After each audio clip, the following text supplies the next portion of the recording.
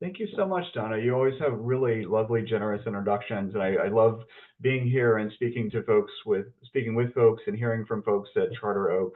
This is always just like a completely kind of wonderful kind of interaction and everything. So again, really thank you again, Donna, for having me and for that really, really generous introduction.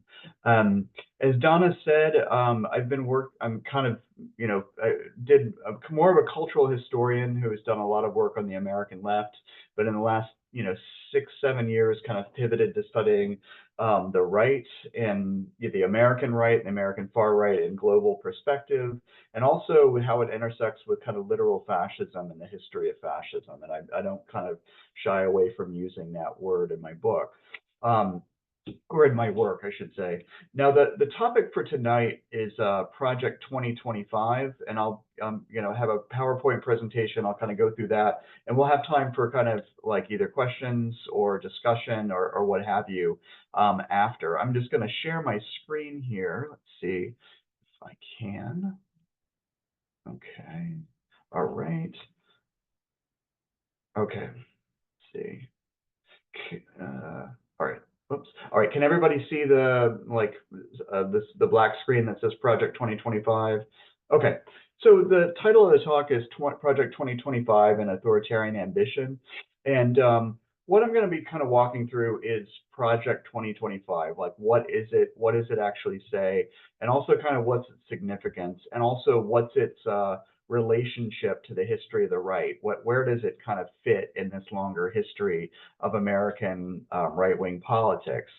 And to start by saying right from the outset that as you know, Trump disavows it and disavows it at every turn. For those of you who saw the debate, and apparently 67 million people did see that debate, when it was brought up, he just said, "I've never heard of it. I've never heard of it. I've never seen it. I don't know any of these people." Like, that's always what he says whenever it's mentioned, right? And there is, I mean, the question is, given this, how serious do we take it, right?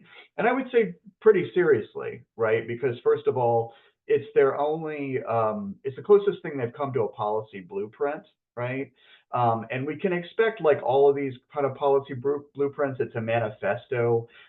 Probably even if he was elected, probably a lot of this stuff would not get enacted. But it's a key to their intent and what they want to do. And I have no doubt that it's in line with his vision, whatever you can say that is, and certainly in line with the vision of those around him, like Stephen Miller. And it would, like, they would try to enact policies they're pretty close to it, in a lot of ways, even though he'll disavow it in the letter to try to get elected. Now, what I wanted to kind of focus here on Project 2025 is not going to go. It's a long document. I'm not going to go over it, but just kind of select things that I think were most, like, in a lot of ways, most striking. Now, first of all, the basics, like, what is it? So it's called, Mandate for Leadership, the Conservative Promise. You see it here. It is a 887-page collection of essays, right? Written by a lot of different people. Each chapter is written by a different person, usually either a former member of the Trump administration or an independent scholar at a conservative think tank. I think there might be a few actual kind of tenured academics in there somewhere, but most of it are people who have served in his administration or think tank folks. It's edited by Paul Dans, a former lawyer for the Trump administration, and Stephen Groves, who also served in the Trump administration. They do the preface for it. Paul Dans, incidentally, just he was, due to all of the disavowals from Trump and pressure, Paul Dans had to resign from the Heritage Foundation, which kind of put it together. And he even filed a lawsuit recently against kind of the Trump campaign, right? So there has been some kind of falling out there. The structure of it, I'm just going to, rather than talk to it, I'll just click on this, because all of it, by the way, is viewable online. I didn't pay for this. I would not pay for it. But you can kind of, just to scroll through it, you can kind of see the structure. They have a section on, basically taking the reins of government. They have a structure on defense, on, Department of Agriculture, education. It's broken down for the most part by government kind of department and how they're going to actually make changes to that department. And trade, the case for fair trade, free trade, I'll be talking about that, and so forth and so on, right? So that's its structure. And it's organized and put together by the Heritage Foundation, which is my next slide here. A few words on the Heritage Foundation. You've probably heard of this before. To the right is its current president. The Heritage Foundation is a conservative think tank that was based in Washington. It is based in Washington, D.C. It's founded in 1973. It's conservative, not full-blown. It started as conservative, not full-blown right-wing, but played a distinct role in the rightward shift in American politics. But it's become increasingly radicalized since Trump, right? And interestingly, in 2016, when Trump was a candidate, the Heritage Foundation just rejected and dismissed him. They just kind of wrote him off as a lunatic. But after he won, they kind of were all in and embraced him, right? And the Heritage Foundation members got high-level positions in his administration, and that includes Betsy DeVos, Mick Mulvaney, Jim DeMint, Jeff Sessions. Jeff Sessions, of course, did not last. Kevin Roberts, the current president, pictured to the right, is quite radical. He had said this got some buzz when he said there will be a second American Revolution that will be bloodless if the left allows it to be, right? So this kind of shows you where they're coming from. But and I'm going to borrow an analysis from podcaster Robert Evans here, and say that when people like Kevin Roberts say things like that, right, they're trying to scare everyone. They're trying to make you think that they're all powerful and there's a steamroller that they represent and they're sitting on the controls of, and it's just going to bulldoze everybody who stands in their way, right?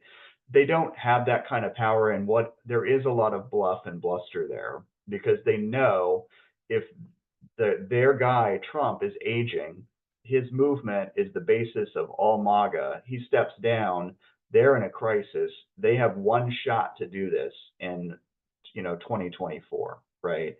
So he can say things like this, but it's designed to terrify people, right? So, and I would just encourage people not to be terrified by comments like this.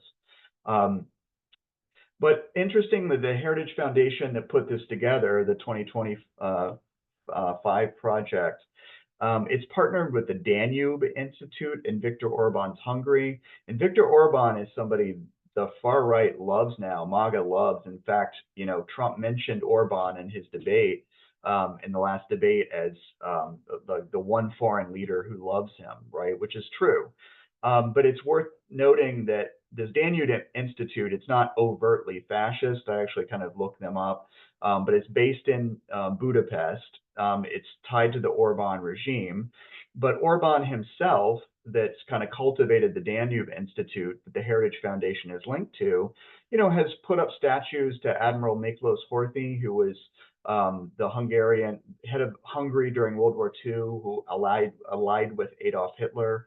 Horthy didn't literally deport Hungarian Jews to Auschwitz, but he did segregate them, put them in ghettos, crafted anti-Semitic laws, and again was military allied with Hitler, right? And again, Orban has put up statues to this guy, but Orban has even embraced this writer Joseph Nero, who was part of the Arrow-Cross movement, and these were the folks who came in 1944 and did actually, send Jews to Auschwitz and murder Jews along the banks of the Danube, right?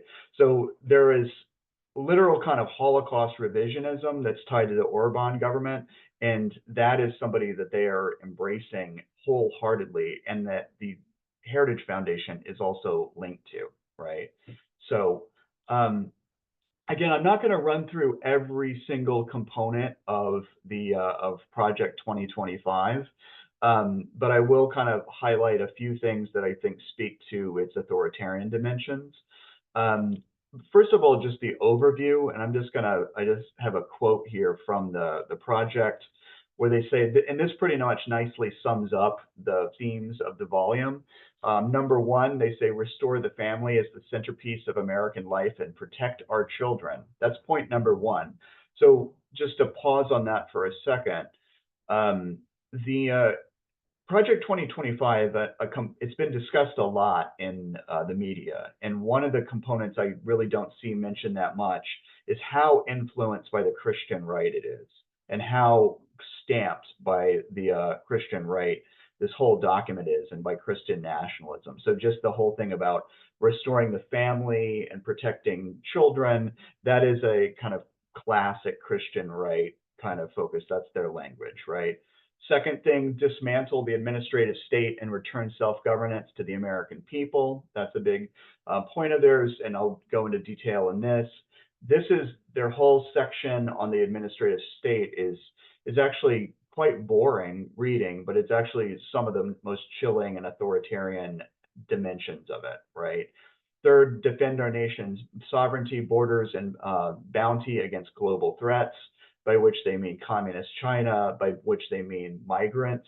So everything comes back to the theme of closed borders, including economics. We'll get back into that in a second. The fourth is kind of almost an afterthought. God-given individual rights to live freely, what our Constitution calls the blessings of liberty. That theme, interestingly, is not very well developed, right? So in the document. Now, going forward, again, it's going to have a few quotes here. I quoted this, and it's early in the document on page 43, because I think it sums up their whole philosophy of the quote unquote deep state, right? So this theme that I'm going to read is echoed throughout the whole volume. So Ross Voigt in chapter 2 writes, in its opening words, Article 2 of the U.S. Constitution makes it abundantly clear that the executive power shall be vested in a president of the United States of America. That enormous power is not vested in departments or agencies, in staff or administrative bodies, in non-governmental organizations or other equities and interests close to the government. That might be entities. The president must set and enforce a plan for the executive branch. Sadly, however, a president today assumes office to find a sprawling federal bureaucracy that all too often is carrying out its own policy plans and preferences, or worse yet, the policy plans and preferences of a radical, supposedly woke faction of the country. So this is, in essence, their philosophy of the deep state. And the narrative goes like something like this, that the president, it has enormous executive power. The strongman leader basically has a great, great power. But what stops him from exercising his either God-given or people-given right is this deep, sprawling civil service of bureaucrats that no one elected, that stand in the way of the president's agenda. There's all of these lifetime employees in the federal government that will just stop him at all points from enacting his will and enacting the will of the American people. Now, interestingly, there is no actual, they don't actually come up with any cases in this 875-page document that I saw, at least, that they don't come up with any specific examples of a federal civil servant blocking the president's agenda, right? Not a single example, right? So to me, what this is, and by the way, the Washington Post, I haven't read it, but the Washington Post right now has apparently an 8 or 9 part series on the federal civil service and what it does. And every week they have a kind of a special feature on one person, right? So a federal civil servant, lifetime civil servant, might be somebody who investigates mining accidents and researches ways to try to kind of bolster the shafts of mines so they don't collapse, right? That's the kind of thing that federal civil servants do, right? What they're describing is something as a power they typically do not have. Now, what I read this to mean is that what they really want to do is get people out of the way that might stop illegal orders, right? That J.D. Vance has made clear that we want our people in there. right? Because a civil servant doesn't have the power to block the president's agenda. But if the president is issuing illegal orders or trying to break the law or go beyond the rule of law, yes, those federal civil servants could be a problem, right? There are ways that they could hamstring that, right? Or at least tell him not to do that, right? And so it's making the judiciary and law enforcement subservient or more subservient to the executive branch is part of this. So they advocate that the director of the FBI should be a political appointee answerable to the president.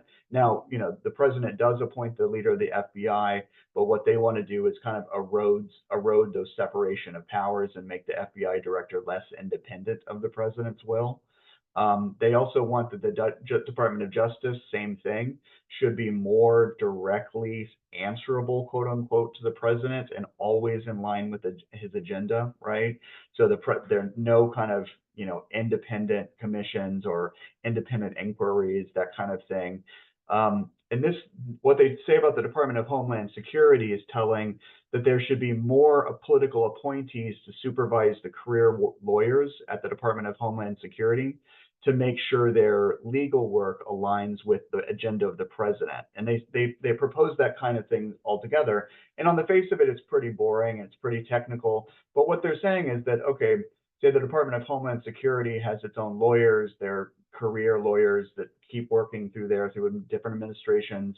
They prosecute, people that come into their orbit, or they kind of interpret the law. But what they want to say is that these folks should be supervised, so none of the legal work they're doing is truly independent, right? That the president can kind of come in and say, okay, well, you don't need to be looking at those laws, right, or enforcing those laws, right? So all of this is really about breaking down an independent judiciary, an independent rule of law, and replacing it with kind of the will of one man, basically. So again, this section on the deep state or the administrative state is, again, some of the most technical and boring reading, but also some of the most chilling, right? Now, this is almost kind of like tragic comic how what actually happened when they tried to implement this. So they started towards the end of Trump's presidency, they tried to enact all this. And what happened when they tried to do all this is very illustrative. So they complain a lot about, in the Project 2025, about an office called the Office of Presidential Personnel, right? The PPO. The PPO it's an office charged with vetting political appointees for competence. So if a president appoints someone, to head an agency, basically, then the PPO will kind of have to vet them to make sure they're qualified, right? And they don't like, choose their own appointees. They can just reject people based on their qualifications. And they do this for around 4,000 of such people, and 1,600 of which also have to be approved by the Senate. Now, the Project 2025 authors, particularly Devine, Kirk, and Dans, complained that after Trump took office, most political Obama appointees were still from the Obama era, and they kind of, and the Senate blocked any new appointees and hindered the president's agenda, right? So they saw the PPO as this kind of villainous office that just blocked the president through most of his time in office. But interestingly, the authors of Project 2025 saw a positive change in the late Trump years. And this is a quote from them. They say, fortunately, the later PPO, OPM, and Senate leadership began to cooperate to build a strong team to implement the president's personnel appointment agenda, right? So they're saying, okay, this PPO body that they complained about suddenly was great towards the end. And what happened to make it great? Well, Trump appoints this guy, who his name is John McEntee, who's the head of the PPO, right? So he's the guy who's in charge of an agency that has to vet the competence of all federal political appointments, right? He's 31 years old, former UConn quarterback, go Huskies, and his former job was literally carrying heavy things for Trump, right? He just carried heavy bags. That was his job, right, before he was head appointed to head the PPO, which is a serious position. Now, he's quickly despised throughout the civil service. He has a reputation, he's despised even by other Trump appointees, right? Because his specialty was bulldozing over other agency heads, installing incompetent loyalists, and installing those loyalists to real positions where actual expertise is required, right? So just like, and this is a quote from another author, that the journalist John Carl, McEntee brought on a staff of young Trump activists who were comically inexperienced. A senior official said he hired the most beautiful 21-year-old girls you can find and guys who would be absolutely no threat to Johnny and going after those girls, right? So this is a guy who's heading the PPO, and another likened his office to, like, there's two kinds of employees, like there was hot chicks and dungeon masters, like nerds and hot chicks, right? That was the people he kind of hired. One of his people pictured here, this young woman to the right, he hired this woman as his external relations director, a serious position, Cameron Kinsey, a woman he met in the gym, right, whose sole qualification up to that point was working at the gym. And she basically said, only in Trump's America could I go from working in a gym to working in the White House, because that's the American dream, right? And so basically, and he hires a former Rockette, right? One of the Rockettes to work in the office. So again, you have this person, they're advocating for somebody to kind of just root out, corrupt, undemocratic officials and get people in there who will implement the president's agenda without gumming it up. And this is exactly what happened when they did that. They just got kind of these folks, right? A 31-year-old guy who carries heavy bags and some woman he met at the gym. So McEntee, again, spends his last days in office cracking down on civil servants for liking Taylor Swift posts. He's also, more seriously, one of the architects of January 6th, right? Not sure, but he also was involved in Project 2025. And so I mention this not just because of just the bizarreness of it, but because when you kind of don't have career civil servants with qualifications and you get people whose only quality is loyalty, right? Then this is what you get, right? And that's also happened. It's a classic thing in all authoritarian regimes where the rule of law breaks down, where basically what you're kind of going after is not kind of competence or somebody who represents constituency. What you're looking for, what the authoritarian leader is looking for, is people who are loyal, right? Because these are people who will, break the law with him, who will not rat him out, who will not stab him in the back, right? That's when you stop going by the rule of law, loyalty is the main thing you're looking for, not competence or, representative nature, anything to that effect, right? Okay, so going forward here, I'm going to try to go through some of this stuff really, really quickly. Actually, I'm just going to blast through this part really fast. But one of the things that really struck me in reading the Project 2025 is its real difference from in the 90s. I don't know if y'all remember the the Contract for America in 1994 with Newt Gingrich, if that rings a bell. But the Contract for America was just all about small government. It was like what we call neoliberal, right? It was just all about cutting taxes, about also cutting welfare. Reads is kind of boring by today's standards. Interestingly, in this document, they're kind of going away from free trade, and they're kind of going away from market fundamentalism and actually wanting to put a government in place that actually imposes some regulations on business, but they're odd regulations. They're not the same ones that the Democrats are proposing either, right? So they're also not unequivocally anti-union, but it's a real shift. But what you see is both free trade and fair trade positions in the book. So like every time they'll have a position that goes against free market orthodoxy, they'll have somebody who represents free market orthodoxy kind of commenting on that and like putting an oppositional view in there. So the whole kind of free market fundamentalist, libertarian types, they're still around and they're still represented in the document, but they're not the only voice, right? So the fair trade wing is a newer development in the U.S. right, the one that goes against market orthodoxy, where they're proposing tariffs and limited government intervention in the market. They have some kind of what it really is. It's about autarky, right? So they want tariffs for products entering the country because that's part of a broader closed border philosophy. So there's an equivalence all throughout the text between closed borders and into migration, national security, domestic production, rising wages, right? Shut the border down for kind of cheap imports and shut the border down for cheap labor. It's all kind of connected.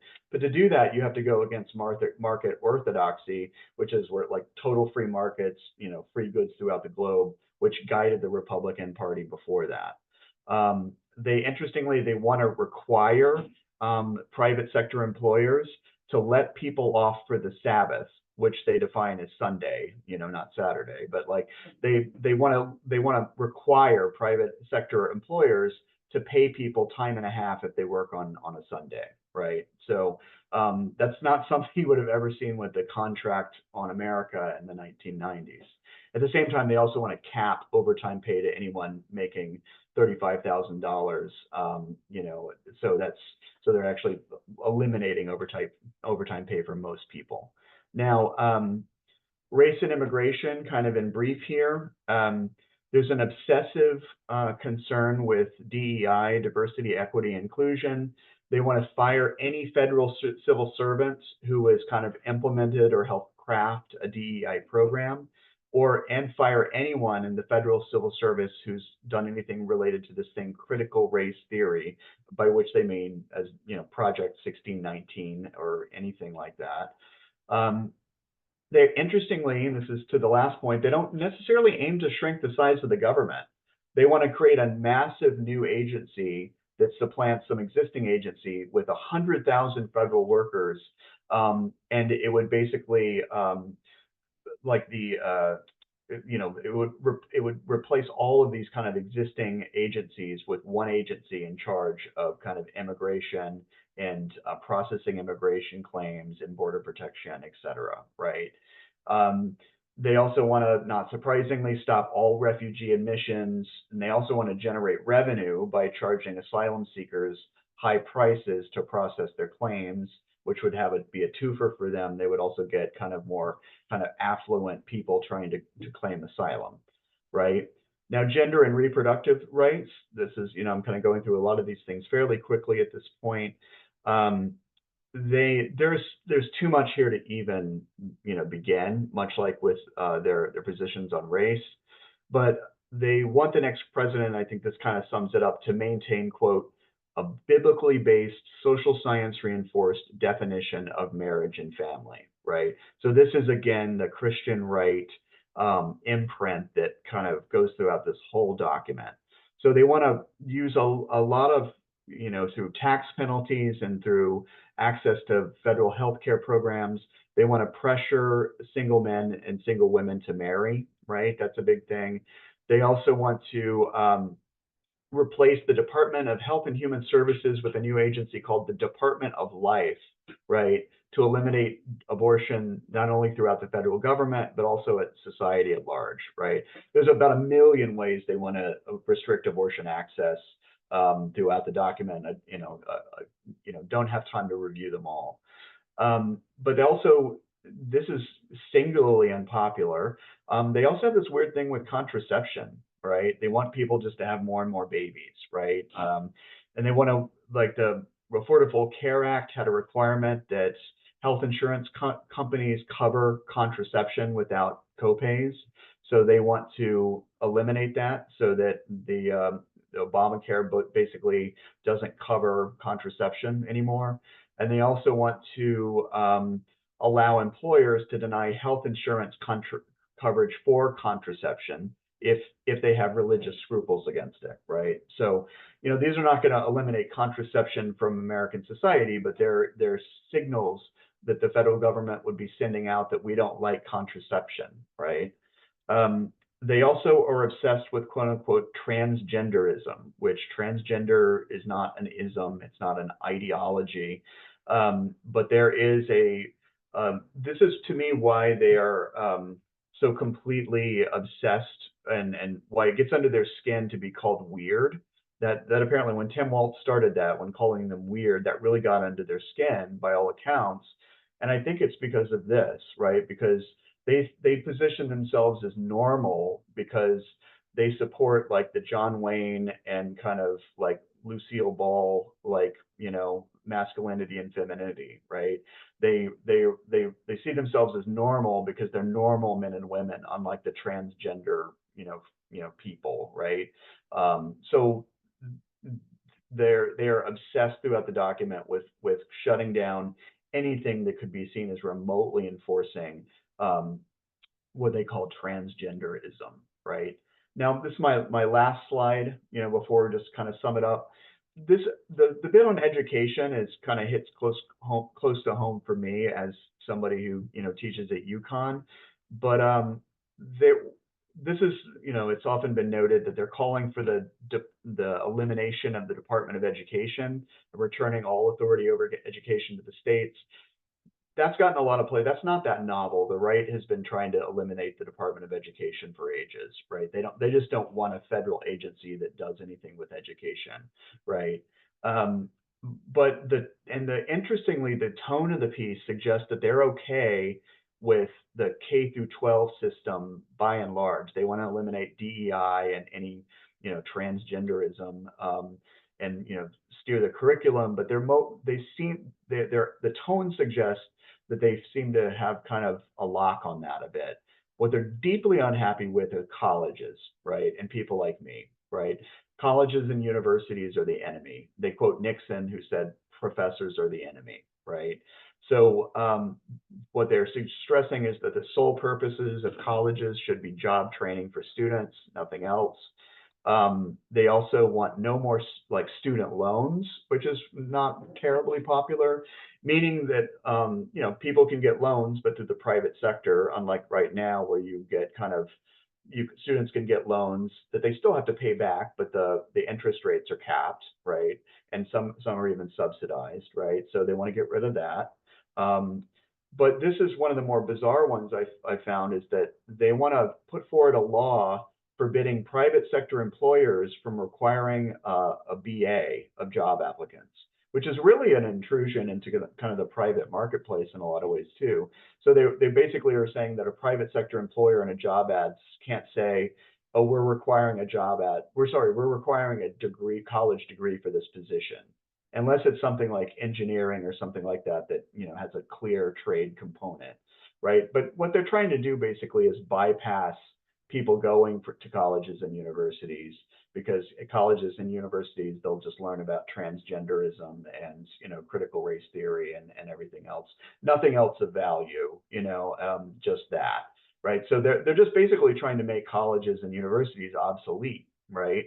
And so that's the part that hits close to home for me as well. Interestingly, Viktor Orban's reforms are the model there. Again, Viktor Orban basically used COVID funds from the EU to like buy up all the public universities and put them under the control of a private institute that he controlled, and basically fired all kind of faculty who wouldn't teach things like that. For example, Horthy was a hero, right? So he would basically, for history departments, any professor who tries to teach that's in a way that's out of line with his model of history that involves Holocaust revision is no longer a thing, So that's their model. They can't do that here, because of the ways that the states mostly control,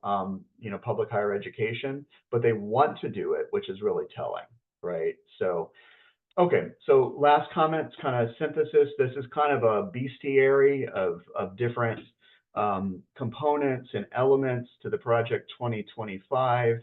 As I said before, it's, a lot of these things are going to be scrapped, assuming Trump won, which is a big if. A lot of these things we could expect to be scrapped, but some would be kind of modified. But I think they are pretty consistent with what Trump has said over and over.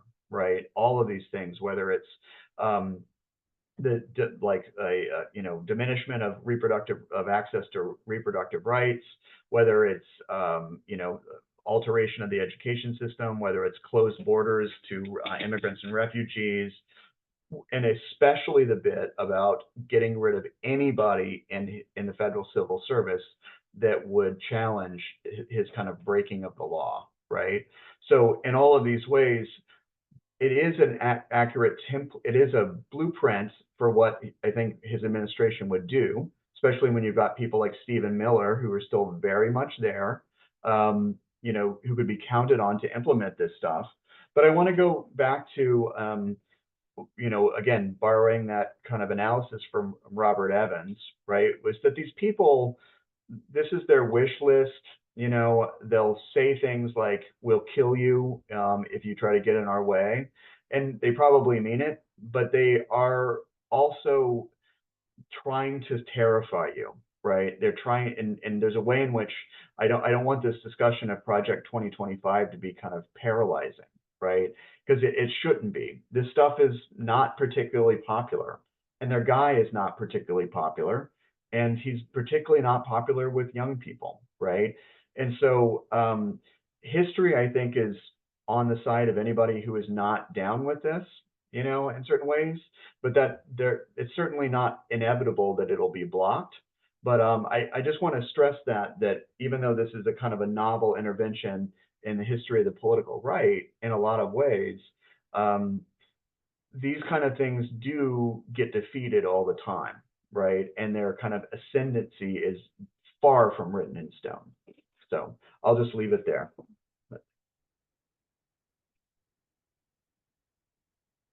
Well, thank you so much, Chris. There's a lot to think about. But that was, again, just a marvelous presentation, and you're just clear and concise, and we really appreciate it. I want to mention, as you think about your questions, that what we did at Charter Oak was we have a feature called the Chewable, Things to Think About. And so for a couple of weeks, we just put quotes, direct quotes in from Project 2025, so that people weren't getting it, mitigated by other people's perception. You could just see it, and then there was always a link so that you could read it yourself. And I just want to say that the way that happened was I sat and read a lot of Project 2025, and I'm barely standing this day as a result of it, but I am here and I am standing. But it was a painful task, but we felt it was important to do.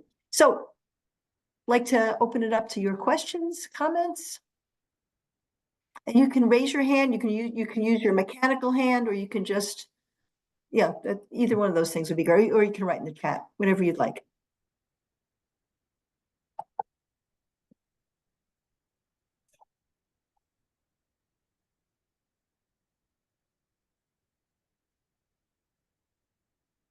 Well, I'll ask you a question. If as you kind of mull this over, what do you feel as you hear this lecture? What do you feel? Doesn't have to necessarily be an intellectual discussion. It could be really talk about our feelings. I mean, Chris opened that door by saying, "Don't be afraid." Did you feel afraid? Did you not feel afraid? What are you thinking? What feeling?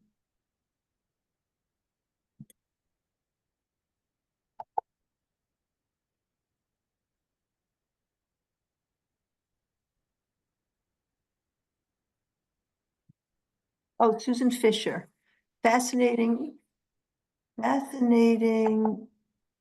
parallels with 1930s Germany. Chris, you have something to say about that? Yeah, and there's also a hand up from Mary Romney.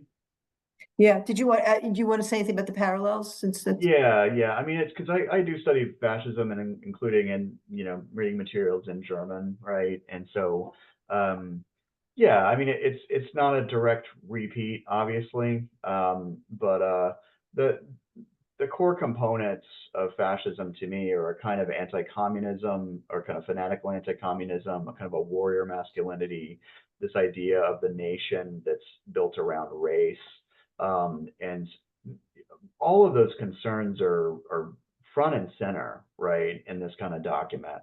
and in MAGAism in general, right? Now, does this follow that if they were to become president, that they would be able to create a fascist state in the United States, or be able, or want to do a genocide or something like this? Doesn't follow that they'd be able to do that, because they were already in power once and weren't able to do it. But it is worth taking really seriously, especially when they've got the number of when they've got kind of, democratic institutions now are basically being targeted in more and smarter ways by their side than it was before, right? So, Thank you. Mary? Yes, thank you. I really enjoyed your presentation. I thought it was absolutely wonderful. So thank you very much. But a little bit in line with the comment about, I think somebody just said something about 1930s Germany. Is that correct? Yeah. Well, in the beginning, I think there was a slide that said overview, consensus, something like that. And in there was something about protecting our children. Yeah. Well, that did remind me of what the Nazis called protective custody. They used the term protective custody, or the concept of protective custody, to refer to the reason, and I think I've got this right, that they were using that as the reason to put people in concentration camps, because the people in concentration, they were protecting the society from the people in the concentration camps. So this whole notion of protection, I think, it has a pattern of being perverted, I would say, by people with this kind of thinking. But I thought it was interesting. Thank you. Isn't it interesting how, like, sometimes, well, very often, the names we give things really hide how terrible they are, like law and order.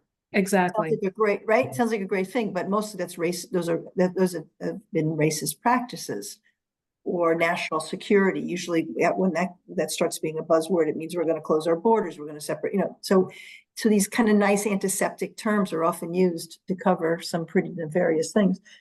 Chris, did you want to? I just jumped in there. Yeah, well, and just about the parallel, since we're going there. I mean, because I teach a class on fascism right now too, and what's striking is that just the other day, right? I don't know if y'all heard about this, that Tucker Carlson's still around. He has a podcast. It's a very popular podcast, but he has this quote unquote historian on there for a 2-hour interview, and the focus of his interview basically is how Winston Churchill was actually the villain of World War II, and Adolf Hitler was kind of very much misunderstood. And basically, that Churchill that Hitler wanted peace with the West, and the only reason that he had to go to war was because Churchill was influenced by international Zionist, right? And all these people perished in concentration camps just because of wartime conditions, and they weren't able to take care of them. And so Tucker Carlson is just nodding his head, going, "Oh, and Elon Musk tweets, "That was a fascinating interview," right? And then takes it down, right? So I guess, there was a time when you could say, okay, well, it's the Hitler parallels are over the top, but like they just the other day, I think, really finally crossed the Hitler line, and tried to mainstream that a little bit. They'll still use, Trump will still use fascism as a bad word against his opponents, but they just crossed the Hitler line themselves, right? And again, I'm not trying to create terror and saying like, okay, well, they will establish a Fourth Reich in the United States, or that's inevitable, and which it's not, and all in all these other ways, right? We have a lot of power, in fact, more than they do, but at the same time, these parallels are not crazy, they're not at all. So, thank you. Yeah. We have two in the chat, and then we have Jen, and then I see Rosemary wants to ask a question too. So this is from Lawrence Levine. Is Trump just, I'm going to use a different term than he used, a puppet for the Heritage Foundation, or does he genuinely have this as a sincere political philosophy? That's a great question. I don't think he has a sincere political philosophy. I think he has certain kind of emotional registers and hatreds. You know, he hates immigrants. He's an actual racist. Like he is in, like he's in favor of traditional masculinity, all these things. But if you kind of look at him versus other kind of famous strongmen like Mussolini and Hitler, they were not brilliant, the brilliant people that people kind of put them out to be, but they had a coherent philosophy or a semi-coherent philosophy, right, that they tried to live by. There's no coherent philosophy with him. His thing is the art of the deal, which was ghostwritten by somebody else. He's actually not that smart, right? But those around him do, right? And they will try to kind of steer him towards that. I think those who do have a conscious political philosophy, be it whether it's the Heritage Foundation or whether it's Stephen Miller, do in certain ways see them as their useful idiot, right? And they will kind of be lost without him. But it's also kind of a weakness of the movement that their figurehead is not really able to really articulate the ideas that he seems to represent, you know. Thank you. Ruth asked, how likely or unlikely is it that these things would be squashed or actually come to pass? You mentioned a little bit about that before, and she said she is frightened by the desire to make higher education unnecessary. I think with the higher education stuff, unless they really go full-blown authoritarian and change the law up and down, at the state level, most of the education is still at the state level, right? Higher education, right? Especially too, but they can influence things by controlling where Pell Grants go and where student loans go, which impact colleges' finances quite a lot. So they can have a veto power in certain ways. They can do certain things, but I'm thinking of the example of Japan, which is a more federalized system where Shinzo Abe in the 2000s rolls out of bed basically and abolishes the humanities throughout the country. They don't have that kind of power here because it is decentralized, and thank God for that. But in friends and colleagues in red states like Texas and Indiana, I would not see myself as having job security. And especially not Florida, right? If you were a professor who taught, say, the 1619 project or anything in line with it, right? So in other words, I think to look at that alone on that policy, I think if they rewrite the laws entirely in the structure of government, they can do a lot. But with the system we have, I think some of this stuff is going to remain pie in the sky for them. But even if they got 1/4 of this through, it would be pretty chilling, right? Yeah. Chris, do you think that they chose the title Project 2025 as a counter to the 1619 project? Yes. Yeah. Yeah. It's my cue for a commercial. Every Wednesday we read the 1619 project. You're all invited to come and have a wonderful discussion. Jenny Honan, you had a question. Yeah. Hi. Sorry, it's a little loud where I am, so I'll make it quick. Thank you so much, Professor. This has been really great. And you may have mentioned this at the very beginning, so I apologize if I missed it. But what did you make of Trump distancing himself at the debate when he was asked about Project 2025? He said, "I didn't. Someone else wrote that." Like, what do you make of that, and what do you think the impact of that is on his people? I just thought that was really interesting that he went that route. Yeah, I did mention this a bit in the beginning, towards the beginning, Okay. but it was but just to kind of reiterate, I don't doubt it when he says he hasn't read it, because it is a long document. He's not a big reader, right? But it's purely political. And that said, there are some things he didn't author it, right? And there's some things in there that are inconvenient, right? Obviously, the overhauling of Roe v. Wade is not convenient for him, in certain ways, right? And so all of these prescriptions for killing reproductive excess are not convenient. Some of the stuff on regulations for business also are not convenient for his donor base and things like this. So, I don't doubt that he's not a follower to the letter of everything in there. But like I said, I mean, I think it is, disavow it as he likes for political reasons. Once in office, it is in line with most of his beliefs in a lot of ways, right? Thank you. Rosemary. Oh, you're on Oh, mute. you're muted.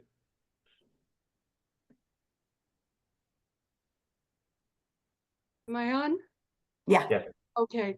If Trump loses, to what degree do you speculate that the new administration will have to be on guard against Project 2025 and this whole movement?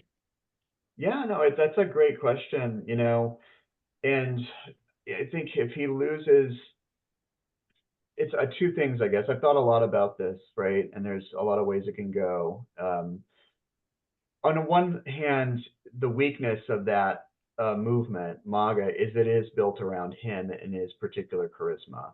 Any movement that's built around one man, to the extent that it is in deep trouble once that man departs the stage, right? And I think that they are going to have, it's going to take them a long time to find a guy that kind of brings together what Trump brings together. They just don't grow on trees. And even if they do, now their politics have been tried. They're not new anymore. They're not like novel. So that movement is in crisis if Trump goes down, right? But that said, he has permanently altered the terrain of American politics, right? The basis, this is a broader shift. People in general are not as kind of enamored of the free market as they once were, right? So any kind of future Republican politics is going to reflect that to some extent. But what he has demonstrated is that a lot of people, or smart people, are willing to just give up their belief in democracy and the rule of law in order to stay in power. I mean, and so he's demonstrated that authoritarianism is truly possible in the United States, right? That movement will be in crisis, but I would be looking over my shoulder for the rest of my life after that, right? Because even I didn't kind of see it coming, right? But that said, you know, there is real hurdles and obstacles in the United States for someone like with fascist tendencies to actually installing that kind of government here. It does mean something that you haven't had an authoritarian regime for more than 250 years, right? It's not impossible, but it does make it a little bit more difficult for them to have a wholesale authoritarian revolution like they have in some countries. So don't panic. You know, if I'm remembering it correctly, after your last talk, you said panic. So I'm happy to hear that you're saying that. I've been panicking ever since then. Now I feel a little better tonight. Anybody else have any questions? I got wind that somebody might have one question. Oh, okay. Lawrence, you'll be called Lawrence or Larry? Larry, please. Larry. The label sort of left over from my other Zoom stuff. The one thing I really, really worry about is the next January, well, not January 6th, November 6th, when the local election boards who have been taken over by Trump loyalists stall the count to the point where it has to go to the House of Representatives. That's the one thing that I worry about. I wonder, can you speculate, Chris, how likely that might be given the mood in the country? Yeah, I was just hearing something about that today about Georgia and the election board that they basically, Brad Raffensperger, I guess, is still Secretary of State, but they changed the law so the Secretary of State doesn't have any power, right? So I'm not sure how many other states there are like Georgia, you know, and there are probably others who are better positioned to answer that than I am. But yeah, I'm nervous about that too. Like, let's say it's a really close election, the Georgia board decides to just fraudulently give it to Trump, you know, then what happens? Do we have civil war, right? Like, it doesn't. So I am worried about that. I am concerned about that, you know, too, very much so, you know. So.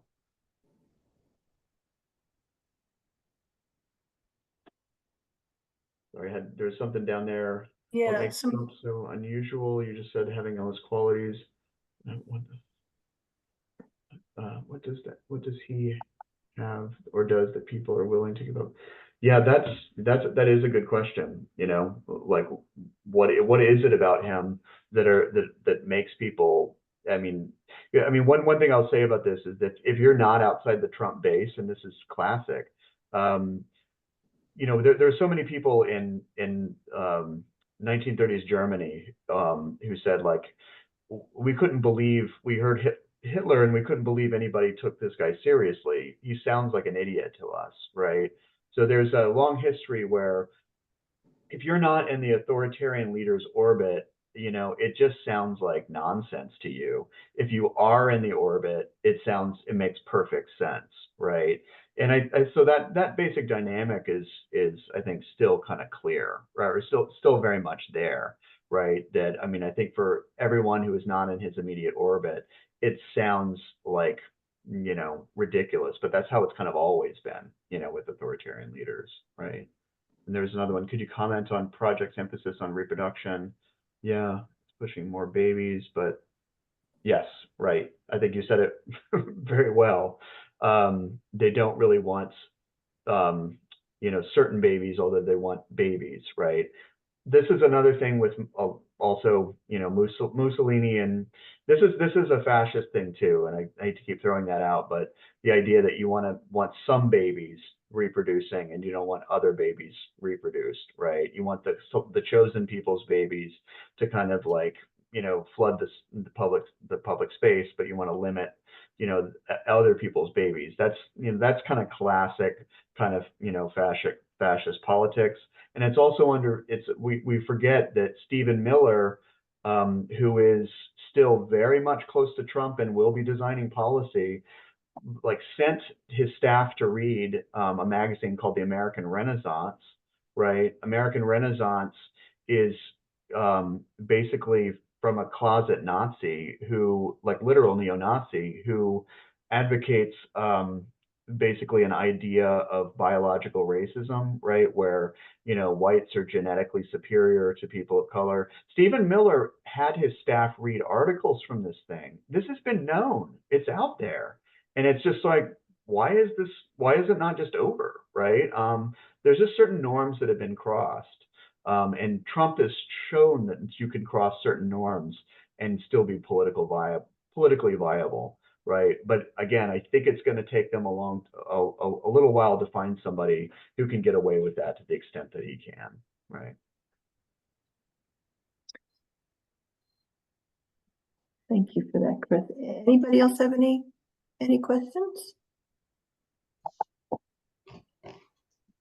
Chris, I think one of the I'm very appreciative of everything you said tonight, and one of the things I'm especially appreciative of is when you said don't panic, because see, that's one of the ways that Trump stirs people up. He gets everybody afraid, and they go into their amygdala, and they can't think, and you're more prone to hate and to be violent and all kinds of stuff like that. And he just knows naturally, I think, how to do that. Probably was not to psychoanalyze him, but it probably was done to him. Mhm. And so I think it is important. I just want to underline that, not to panic, but to vote and to volunteer and to give your money and to be involved. This is a very serious thing. We're on the edge of a new era, one way or the other, I think. And the difference between here and Orban's Hungary is here, most young people do not like or hate Trumpism, right? In Orban's Hungary, most young people like Orban, right? That would be a much more kind of dire situation, right? But younger folks are mostly not down with this, and that's a huge boon. So And then they have to vote. right, and they have to vote, and they And I have think- been voting more often. So yeah. Yeah, so that is a very good thing. Chris, I want to give you the last word before we say goodnight to everybody. Is there anything else that you wanted to? Like I said, don't panic, right? There have been much worse situations historically. I'd rather that, authoritarianism and fascism remain something I read in books, rather than actually kind of having to live through. But that said, and there are very real dangers, but I think that what I try to practice myself, is be alert and be very alert to the dangers, but don't be paralyzed, right? Because ultimately, the majority of people in this country are not down with this, right? So. Thank you so much. It is always such a pleasure to listen to you, and you are so insightful and wise and kind and very generous to us. I truly, truly appreciate it. I'm so happy that everybody was here tonight. Thank you all for coming. And if you have further questions after you go home and you're thinking about this, please, you can email me and I'll convey your questions to Chris. And I thank you all so much. Please vote. Please get out there. Do what you can do. Talk to your friends. Talk to your neighbors, and have courage and be bold for justice. Thank you all so much for being here. Blessings to you. Thank you so Thank much. you. Thanks so much. Thank you. Bye-bye, everyone. Good night. Night. Thank Chris. you. Thank you.